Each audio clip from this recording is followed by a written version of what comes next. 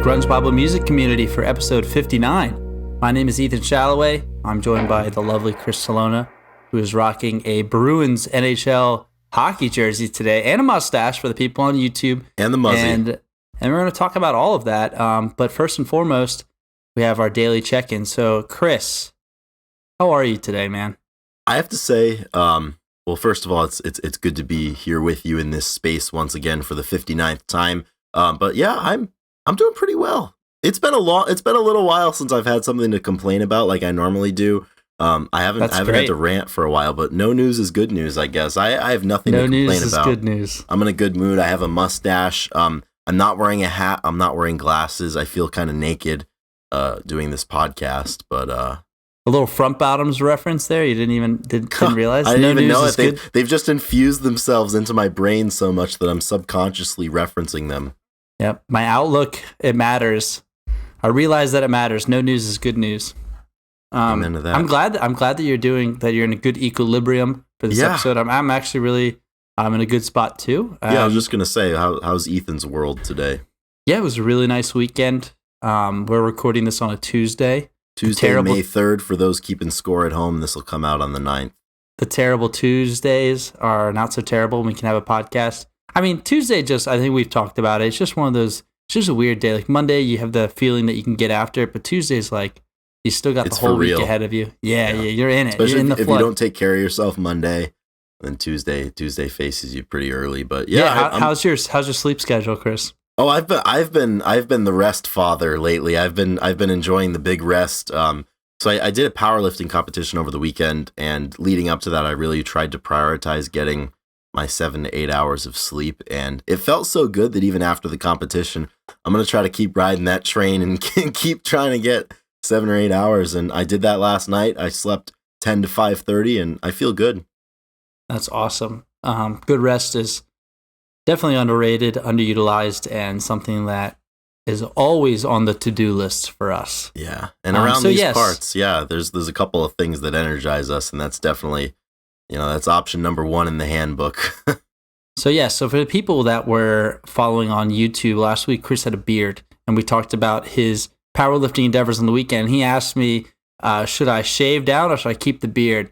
And of course, when he asked that question, he already knew what he was going to do, but he wanted some reassurance. But naturally, I was like, well, he's done an Olympic lifting competition before, and I feel like that has mustache written all over it.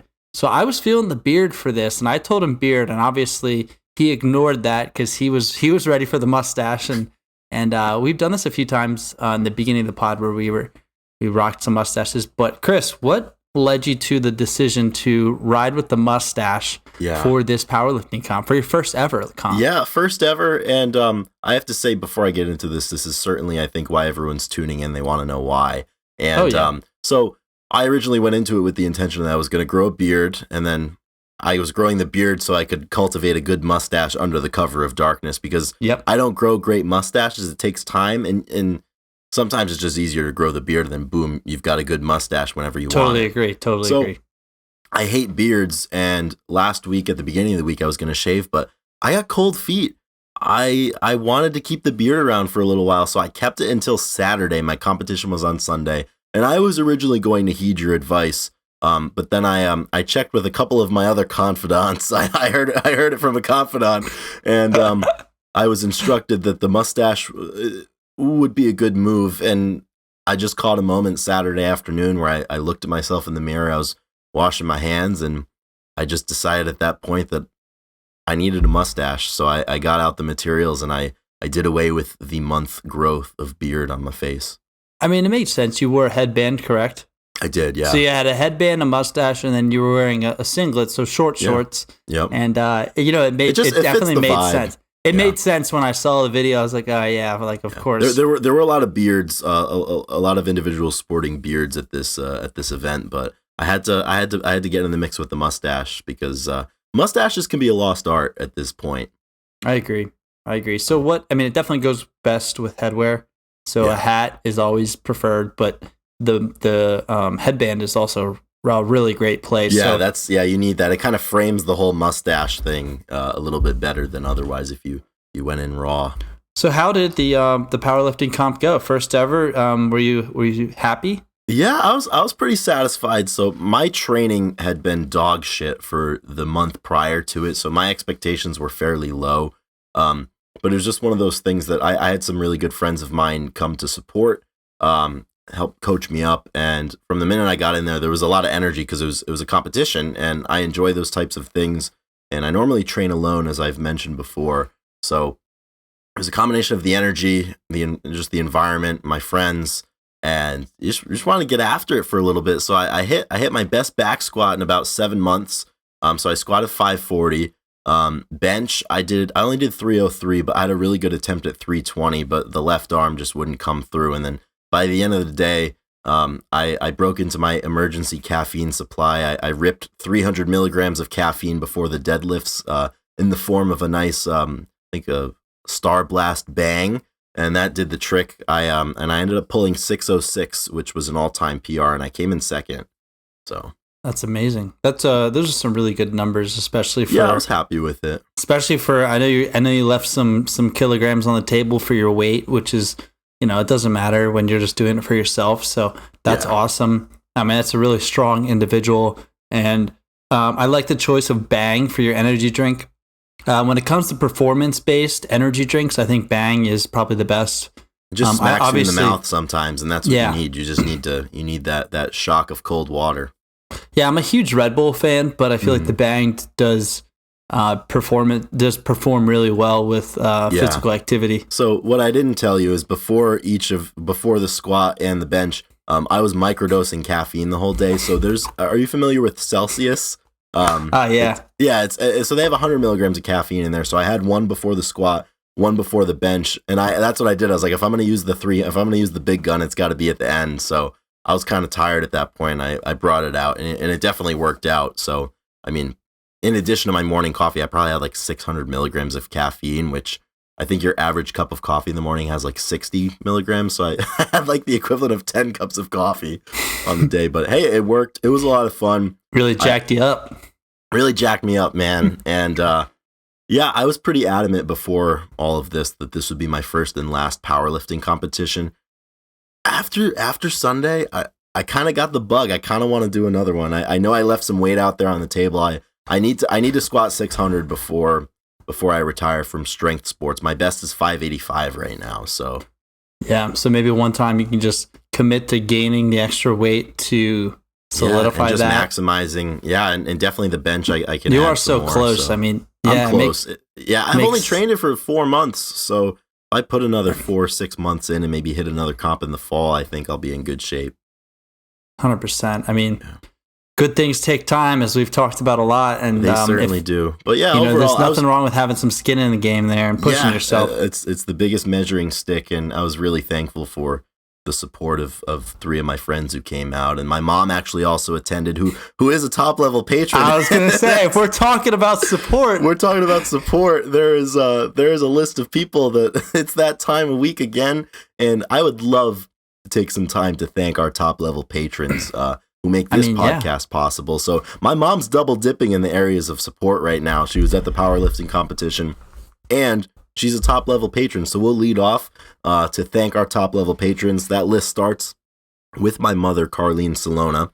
And additionally, we have Wayne Staley, Victor Schaefer, Kara Kay, The Blue Owl, Rachel Corning, Fuck Soup, Doug Endy, Jade Mercado, Release, What the Fuck's Up Denny's, our number 1 fan from Australia, Jamie Lynn, Marianne, Kayla Jean, Millie, Alexis Shannon, Sunny Mashburn, Sue, Shannon Gorgon, Nikki Six, Black Hole Sean, Chris LSMS, Lauren Irene, Darian Riddle, Brenda, Alex Long, and Captain Hightop. Amazing. That's awesome. I think amazing. We just eclipsed 50 Patreon supporters. We're rolling strong. So that number is amazing. If we could catch up to the number of episodes we have for the number of supporters, that'd be awesome. So we need 9. So if you're out there listening and you want to help us to get in the mix, that's it. It's a shitty cup of 60 milligram caffeine of coffee, and that would go a long way. So if you're listening and you like our show, it is the best way to support us. So you know what? Just find $2 in your couch and just call it even. let's put it this way. So we release, give or take, 4 episodes a month, right? And each episode is usually about an hour long, although sometimes they're longer. So if you separate that $2 or $5 or $10 over 4 hours, I mean, that's a pretty cheap wage to be paying for your entertainment. So if you want to put it that way, 50 cents an episode, I mean, that's a good rate for some hopefully entertaining conversation. Yeah, I mean, we are cheap labor is what it comes down to. We're cheap labor. We're consistent. We don't miss. We don't miss, and we put on a good show. And we put on a good Instagram page. So just do us a favor and empty those pockets. Yeah, you don't even have to empty them. Couple of quarters. That's it. Spare change. Absolutely. Oh, that's great. Well, I'm glad we hit. So we got the powerlifting, we got the mustache out of the way, we got the support out of the way. So now we have to bring back the none other than the great Gary, the great Jerry Cantrell. Gary Cantrell? I was getting him mixed up. Man? Jerry Cantrell, Ethan. So we're recording this on May 3rd. He just rocked the Moore in Seattle very recently. He just crushed Seattle. He crushed. Jerry Cantrell is a train that leaves nothing but utter destruction and just stupefaction in its wake. And this train is not slowing down. Seeing him in Seattle would be obviously the coup de grace. I mean, that's just sounds perfect. That's definitely right? not the correct term to use, but fuck it, we're going with it. What's coup de grace? A coup de grace is like the death killing of like you put your animal out of its misery. Wait, really? Yes, that's what that means. Like, dude, well, I mean, that's what the show is. Old Yeller at the end of the movie, it's the coup de grace. Dude, I feel like he should end the show with Seattle, and that's how it should be. That's true, but he's still rolling on. Jerry doesn't care. Jerry does not care. Jerry put on a great show. I just had the set list up. I think he played a few that. Yeah, I think they made some changes to the set list recently, and I know we had some people who were a part of the page, community members who went to the show. I think a few of them who traveled out there to see it in Seattle, and it doesn't look like they were disappointed.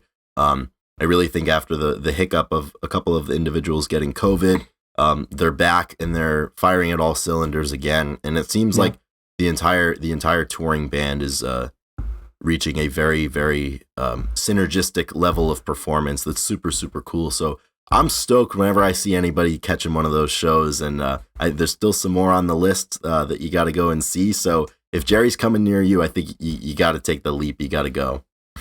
Yep, you don't know when he's gonna tour again solo, and we all saw him, and damn, it was special. Yeah, now it's your turn. So go out there and support the Brighton tour, and we're gonna keep talking about that. We're pretty much the unknown ghost sponsor for that tour. I think they don't know it, but we're hearts and minds. We're winning everybody over, and I'm really excited for this whole year. And I think the grunge juices for me are starting to flow again. I know we spoke about it a couple of weeks ago, but same thing. I think over the weekend or last Friday, I was really starting to get into 10 again. And just like clockwork, Pearl Jam, they're starting their North American tour today on the 3rd of May. I think they're playing in San Diego tonight.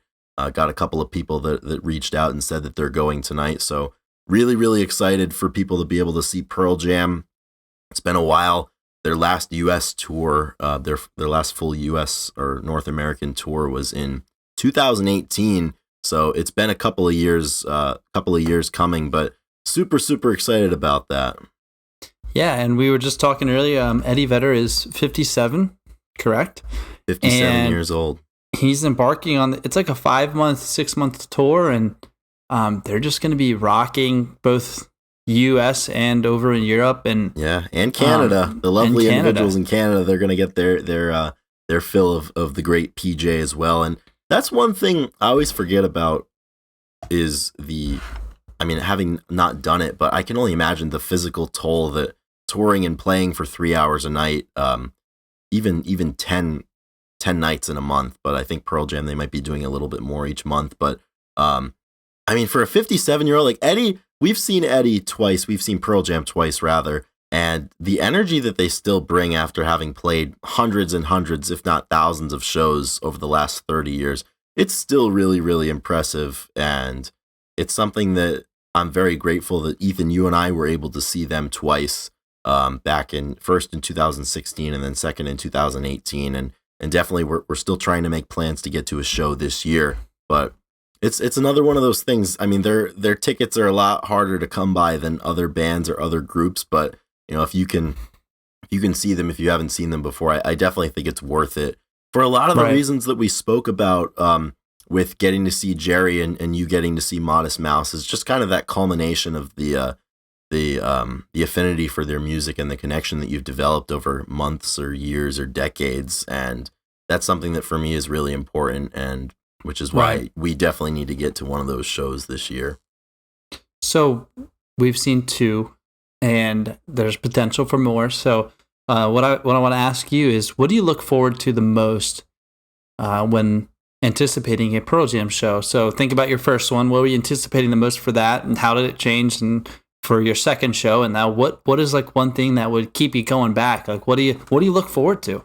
Yeah, I have to say, the atmosphere at the shows that's generated by the people who attend and the people you find yourself around during the shows. I mean, we had 2 very positive experiences with the people we were around. So that's something that, having the camaraderie gone to already, I look forward to that. I wrote that I definitely down as think well. it's one of those things that if the location of the venue allows, if there's bars or restaurants or whatever around, you definitely got to go early, hang out, have some drinks, get some food, just spend time, talk to people.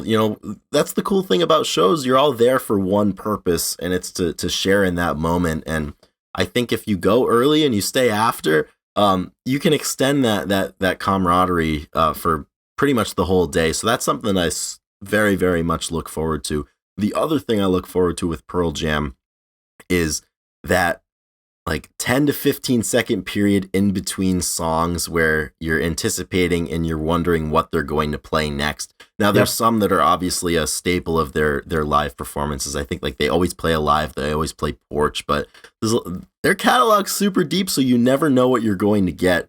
And that's something that is always really exciting to me, being a heavy fan of theirs.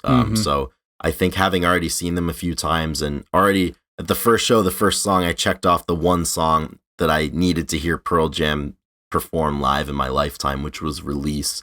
So after that, there's a couple more. I still want to hear Dissident live at some point. So fingers crossed that this year might be the year for me. But yeah, those are definitely the 2 things I look forward to the most with a Pearl Jam show. What about you? Yeah, I wrote down camaraderie is the first thing. And it does go hand in hand with the anticipation of songs. So I said, like, going there prior and, meeting people, being at the bar, being like, oh, what brings you to town? And you oversharing how you just got in for a Pearl Jam show and the travel. And I agree. I think that not only the 15 seconds in between songs, but before the show goes on, you get to swap stories of the songs that you've heard. That's so and the fun. Songs that you want to hear. And you're like, oh man, like, I know they played this in Fenway. I'm really hoping we get it here in Wrigley. Or you get to like talk about the songs that you're anticipating. I think that is really special and a lot of fun. And then I also put like after the show, there's nothing better than walking the streets and yelling, why go home?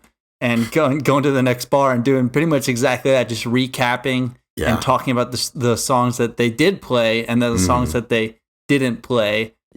All while yelling, why go home? Yes. I think it's is so important. Great. I have a vivid recollection of, we saw them for the first time in 2016 at Fenway Park. It was their first of 2 shows that they played at Fenway on that tour. And I remember afterwards, that was the first time we saw them. We were just kind of just sitting there in the aftermath. I think that's the only thing that we said back and forth to one another. We didn't want to leave. We're just like, why go home? But I think we did hear them play that. I can't remember if it was at the Wrigley show or the Fenway show. But that's another thing too. The moment where they start into a song that everybody wants to hear and everyone's excited about, and just to hear like the crowd come up to meet the band at that moment once everybody recognizes what song they're going into. I mean, that's just the energy there. It's equal parts cathartic and healing in a way, and just energetic, and that's something that I always look forward to. Is similar when at Jerry, when they come out, and I think I got Man in the Box at some point in the show, and everyone goes nuts. And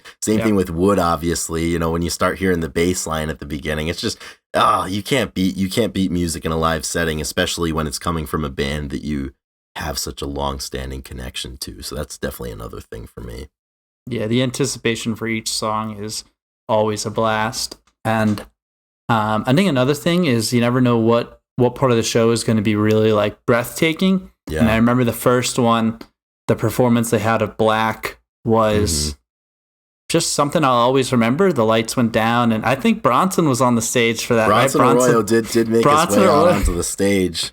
And that was just, all the lights went out. Everybody got their phones and the lights, and the lighters and stuff. And it was a really special performance. And you never know what concert. I mean, I feel like Wrigley had something similar, but it wasn't like that Fenway experience where the lights cut out, and that was really special. And like I said, sometimes you go to shows and things like that don't happen, and they're still really fun. But then you go to ones and you're like, you leave and you go like, man, that was, I'll always remember that. That's something that is just a really, that's significant to Fenway. Something you remember, right? Yeah, like I say, it's something that they're only going to do at Fenway. They're not going to bring out Bronson Arroyo at a different show, or they're not going to bring out, another Seattle member unless they're in Seattle. So that's why you kind of go to those special locations because, Foo Fighters are playing Chicago. They spend a lot of time in Chicago, and so you don't know what is going to happen. Yeah, you just never know. Like if you're seeing a Pearl Jam show at Seattle. Mark Arm might be out there. He might make his way out on this. You just don't know, and that's something that's super cool. That's definitely one of my favorite things. But I definitely agree with you. For the Fenway show that we saw, the two parts that stick out for me is Release at the beginning. I think over the PA they were playing the studio track by The Who of Baba O'Reilly, and then that cut out, and then you hear Stone starting to play the opening of the D chord for Release, and that was probably one of the more emotional live music experiences I've had, because as we've spoken about at length on this show, the connection that we had to that song Release. And then at the Wrigley show, I remember towards the end, I just pulled up the set list. They had a great run of songs at the end, and I remember Better Man came on, and we were around some great people that were all just having a really good time, and that's such a sing-along song. And they went Better Man to Alive to Rockin' in the Free World to Yellow Lead Better, and that was like the perfect ending of a Pearl Jam show for me. Yeah, that was a really. I remember we were contemplating, like, dude, like, because we were up in the upper deck. Yeah, and that's the shitty thing about seeing Pearl Jam now, because they're so big. The arenas and stadiums that they play are so large, and just to get in the building is great, but we were so far away for both of them.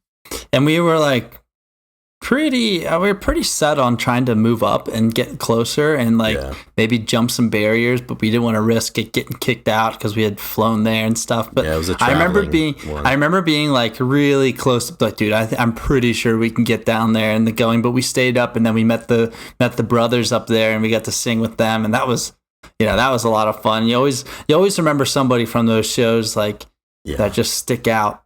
Well, that was the best one, and I think we need to talk about this. Yeah, I think so too. It's been 6 years now since the first show that we saw, but I remember vividly we poured it. We were there at the beginning, like far before the show started. We were just sitting there, and then they started to play Release, and as soon as Eddie starts singing, this one shirtless guy came in next to us, and I think he went in between us, and he put his arms around us, and this shirtless guy, and he had a very, very fresh tattoo of the word rear view mirror on his chest, and on his clavicle. Yeah, you could tell that he had just gotten it done that day, and like he put his arms around us, and like we all just sang Release together, which was super, super cool.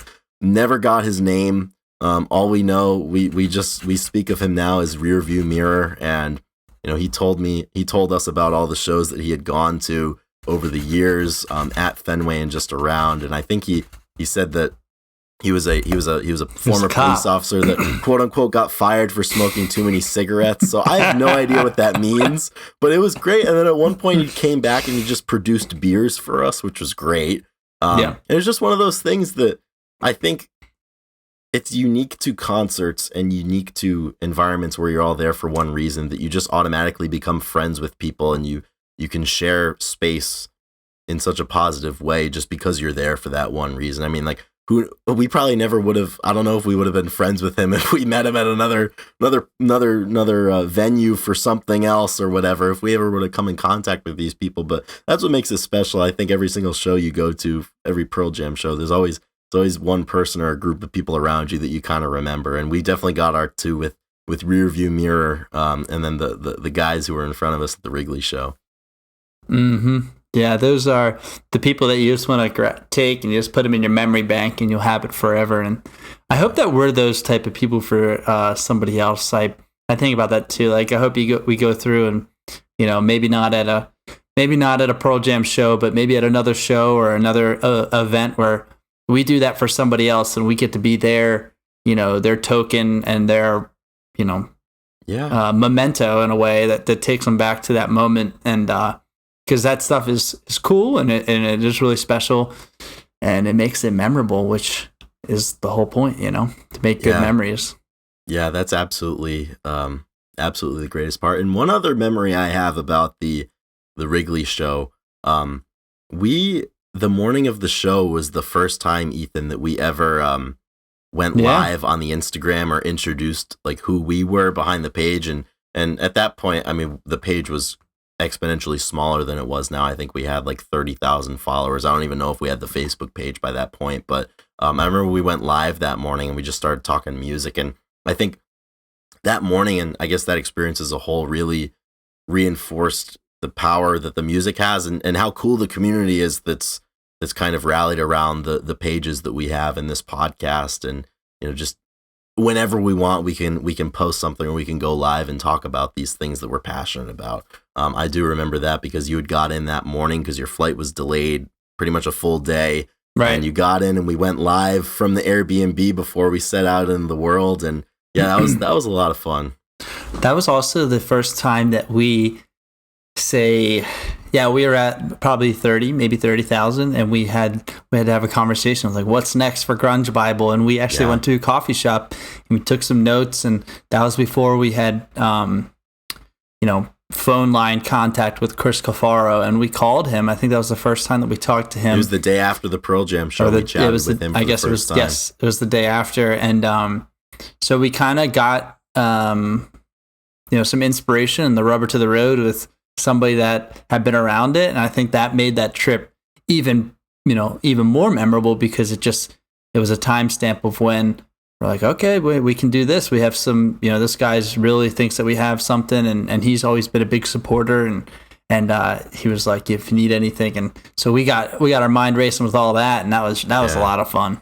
Well, it's funny too, because you just mentioned as it relates to being at a concert or being at something that you hope that you can be the person that adds value to that experience for people around you. And I think that day and talking with Chris and going live for that first time and sharing in that, I think that was one of the first times that I really realized that maybe what we were doing on these social media pages can add value for people and can be helpful for people.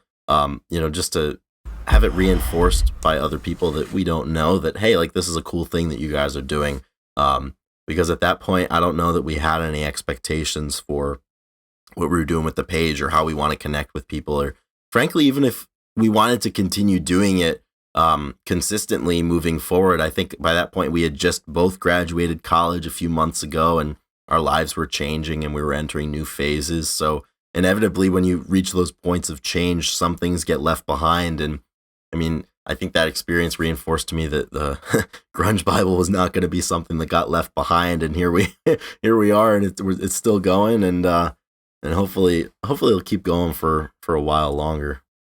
Yeah, I think it will. I mean, we're having fun doing these podcasts, and as long as it's not too, stressful, as long as it's not going to be a detriment to other stuff. I mean, there's something always a place. I'm really excited for too is I'm now realizing that pretty much any grunge or rock show that we go to, by this point, the page is big enough that if we shout out, hey, we're going to this thing, chances are we're going to be able to make contact through the page with somebody else who's going to the shows. And that's something I'm super excited about moving forward, because the last couple of years, there really weren't any shows with the pandemic and everything. But to be able to make in-person connections through the podcast or through the page. I think that's something that, at least for me personally, is really, really valuable, and it's really cool.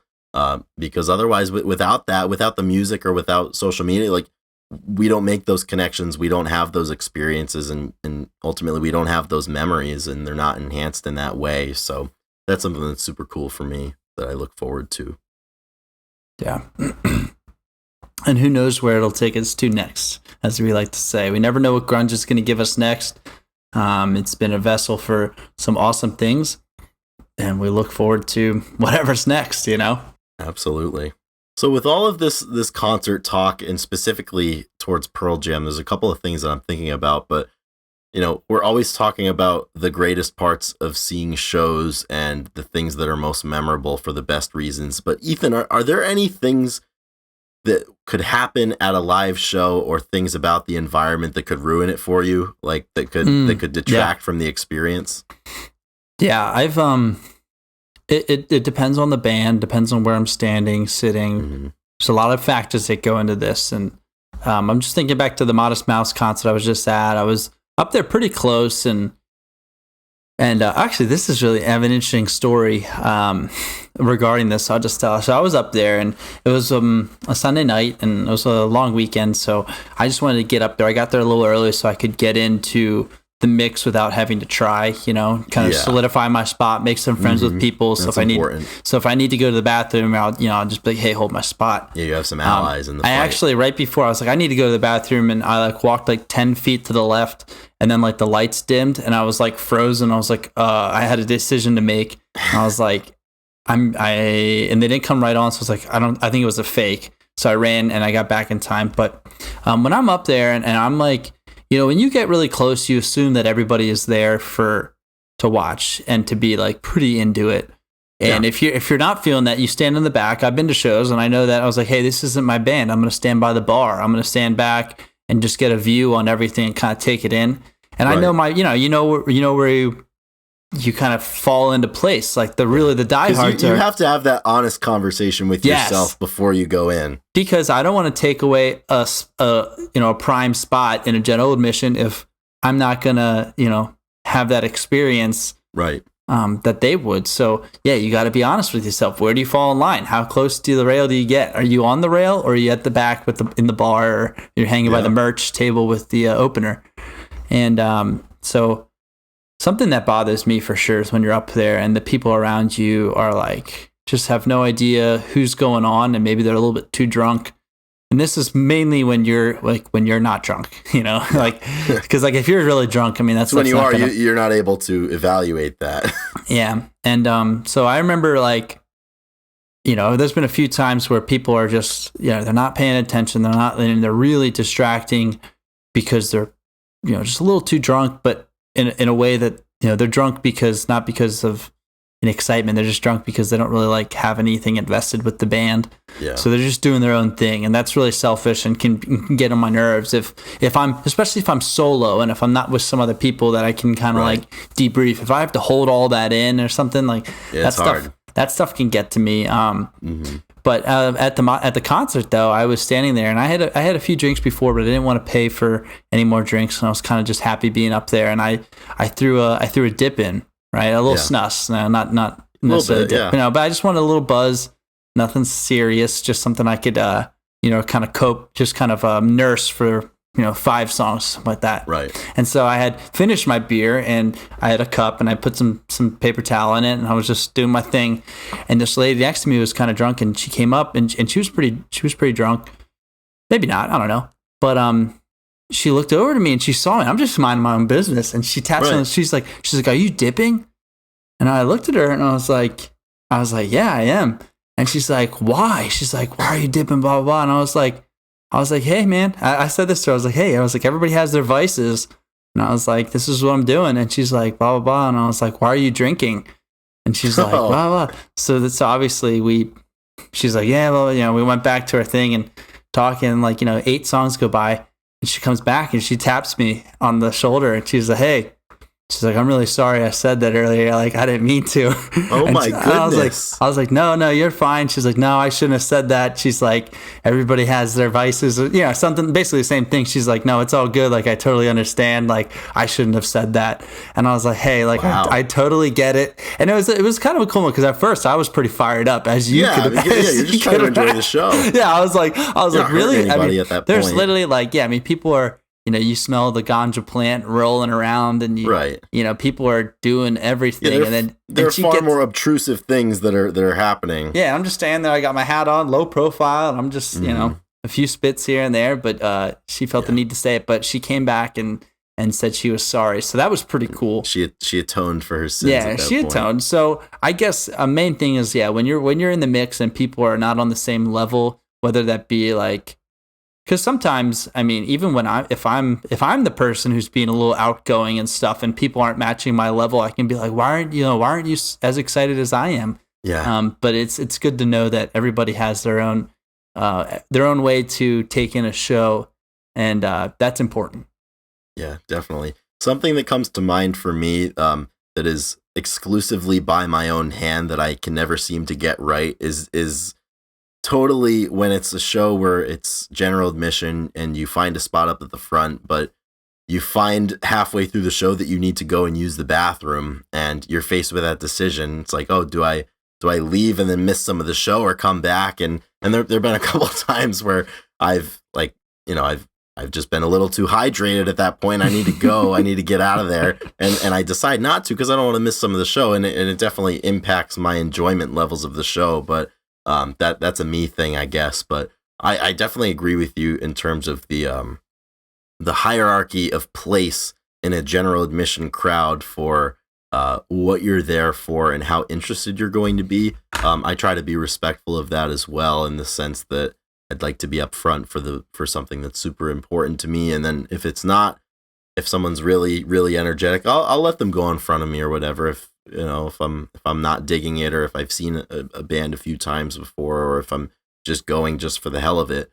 And then another thing that kind of grinds my gears a little bit when it's a GA show, and if you're in the pit, is if there is a piece of unoccupied territory and you make a decision that you would like to occupy that territory, and people around you might get upset that you're moving in front of them or whatever, but there's a sizable portion of empty space in front of them. That's happened to me a few times where I've decided to make a move to get a little closer, not being aggressive about it, but just making my way around and standing there. And I've heard people murmur to themselves or to the people that they're with, like, oh, like we were here before, but you should move up. And if you don't move up, I think it's an open invitation. It's on them, in my opinion. It's totally on them. Just like if I'm standing there and I leave a little bit too much room and somebody moves in, I mean, there's nothing I can say. And I'm a little taller than you too. Yeah, it's the lay of the land. And that's the thing for me. Like I'm not a tall human being, so I never have that issue. But there's been times too where if I leave a little bit too much space in front, someone comes in and they're taller. I mean, that was my fault because I didn't close that gap. But at the end of the day, I personally, I don't get too upset if someone moves in front of me or someone makes a power play to get in front of me, because I just think to myself, like, this must matter to them a lot. And that might just be my spin to rationalize it. Maybe they are being an asshole, but if it matters to them, they got to get up front. So I totally agree with that decision. But I mean, if you're in the pit and it's that kind of show, like you there's space open, you have to expect that it's going to be taken. So I don't really understand when people get upset about that. What are your opinions on people singing at shows?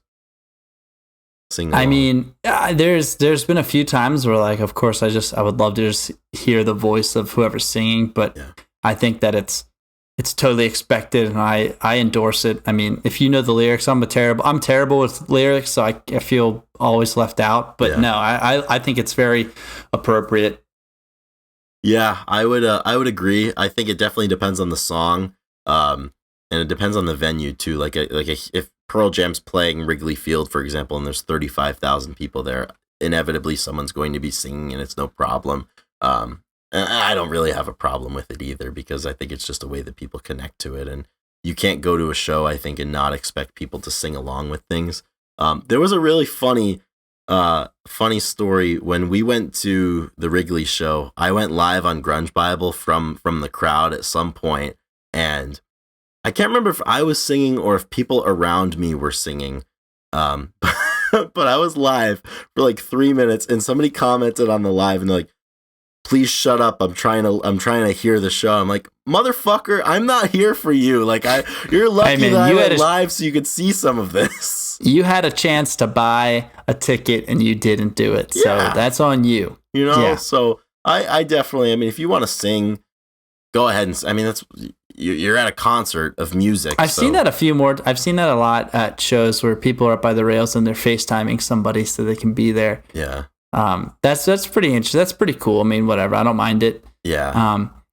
That's so funny. Like, please shut up so I can hear your project. I'm like, what? Yeah, there's been a few times where no, I'd be like, that would make me want to hang up. I closed the live down right after that. I was like, fine, I guess you get none of it then. But I think personally, I have a high threshold for things that could get on my nerves at a show. I mean, I don't mind people bumping around or people being a little loud. I got one for you then. What do you think about people getting on other people's shoulders?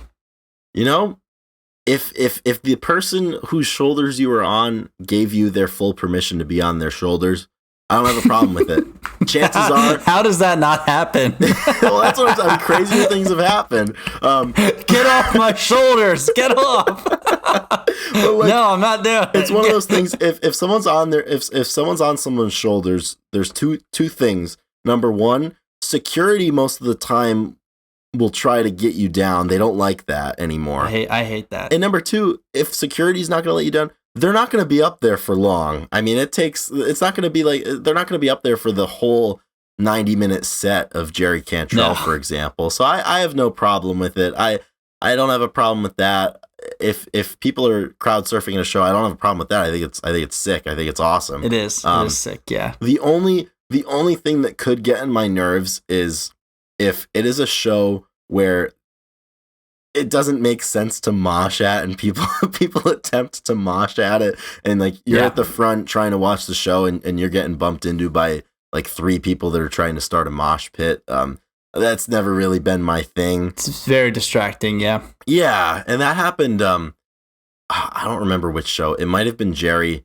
There was definitely a mosh at the Wonder Years show that I went to. That's expected. That's expected. Exactly. So I think it was definitely at Jerry. I think there was an attempted mosh, and there was some contact, and that's kind of annoying. I think if the mosh is going to happen, it's got to happen in an area a little bit, maybe a couple of paces away from the front.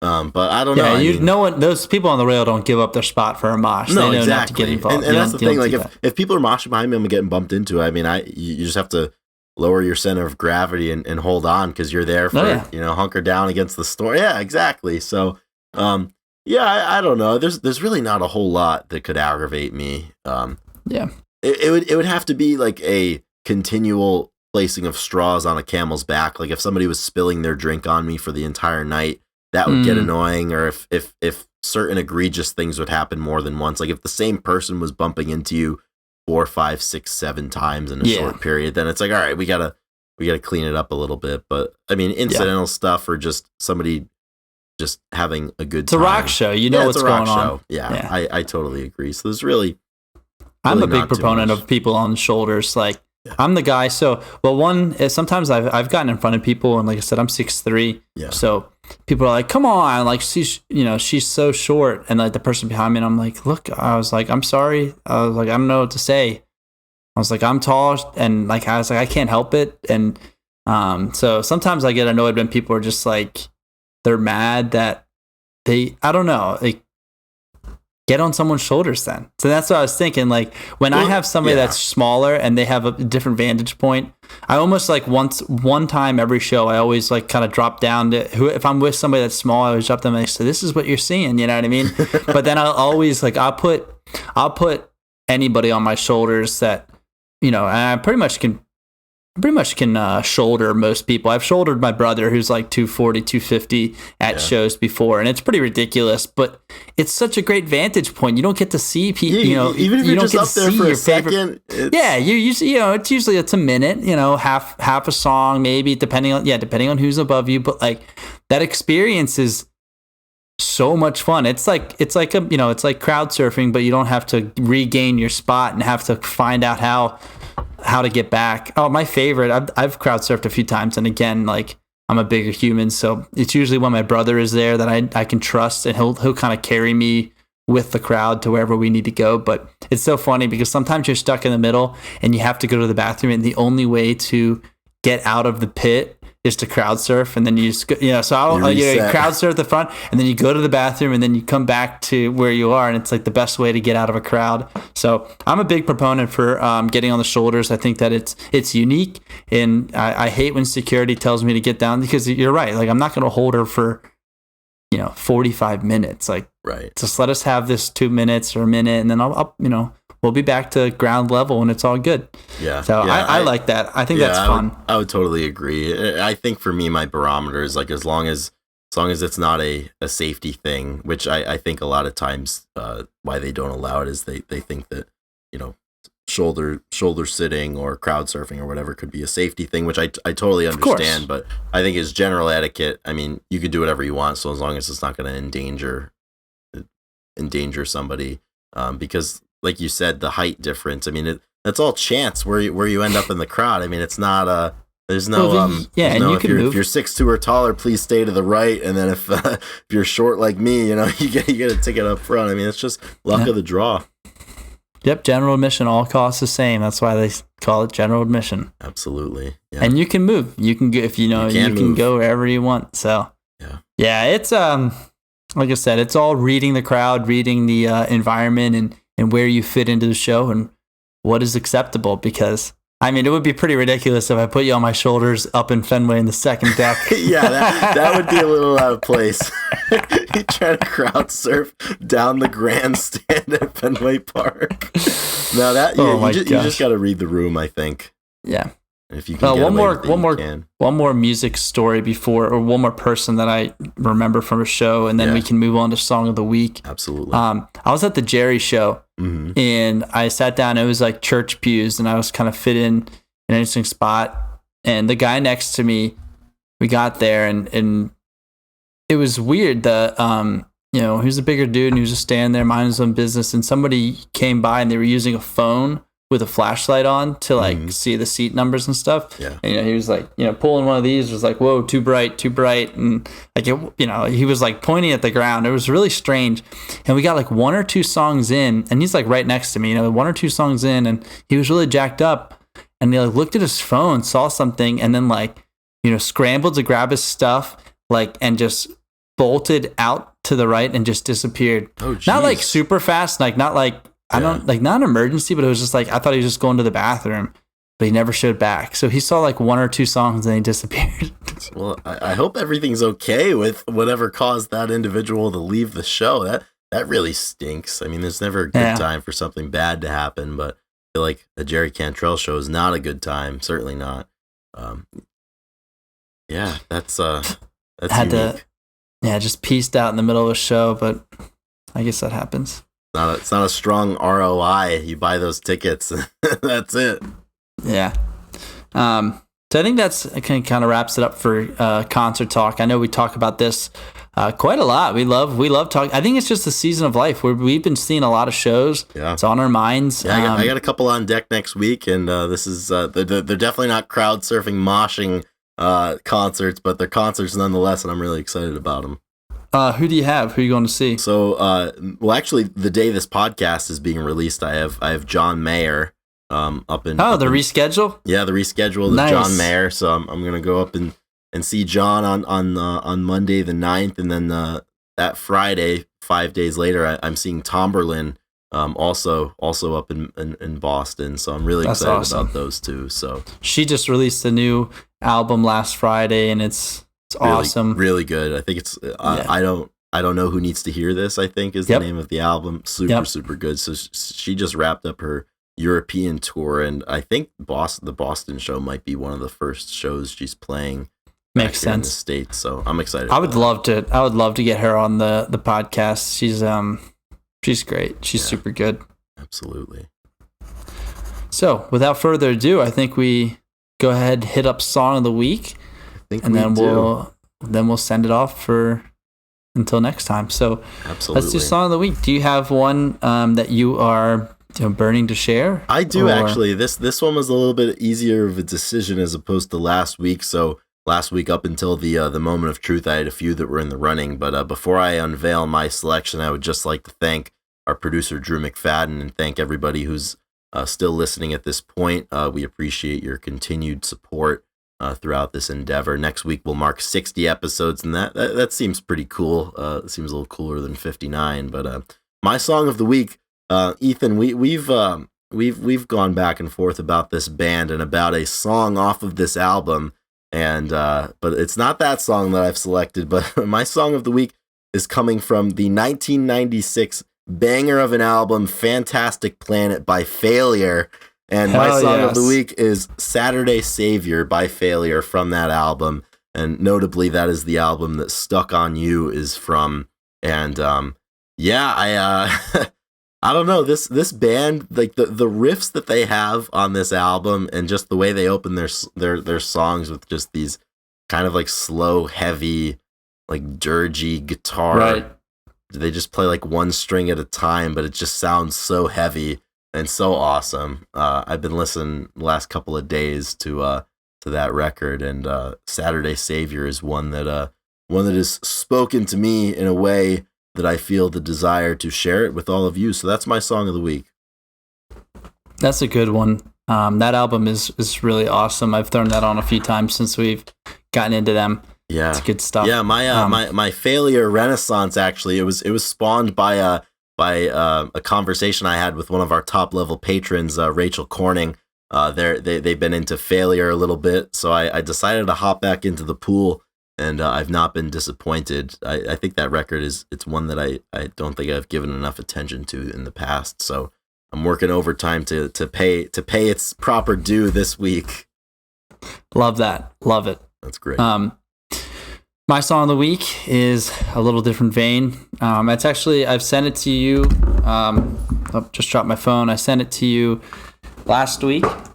And it is a local band. I think local to my hometown, a band that I've put on here once before, but from somebody that's in my brother's grade. And actually there's two singers, but the drummer was friends with my brother. And then the other singer, the girl, Dee, her dad was like one of my first drum set teachers, drum kit. And the song is Whiskey Hand by Chestnut Grove.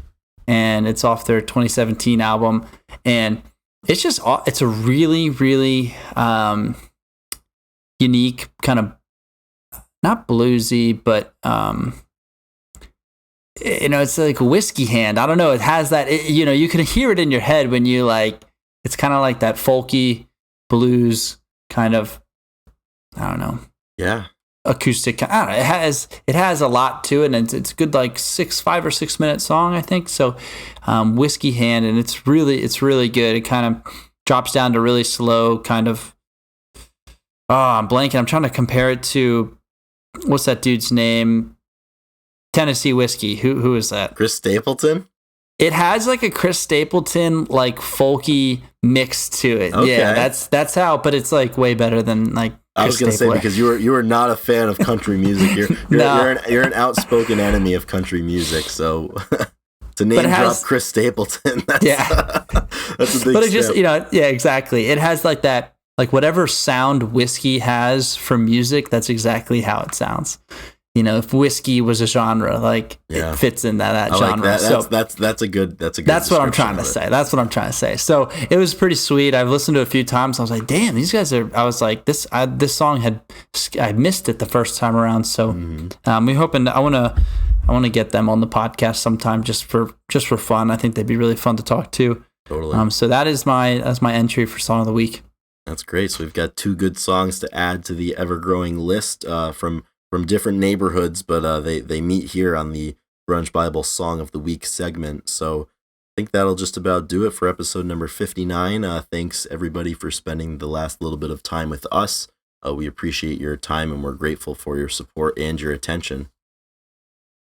Yes, we're excited to do this every week. So again, if you'd like to support us, head over to the Patreon, hit us up. And if you don't want to do that, just keep listening. That means a lot to us as well.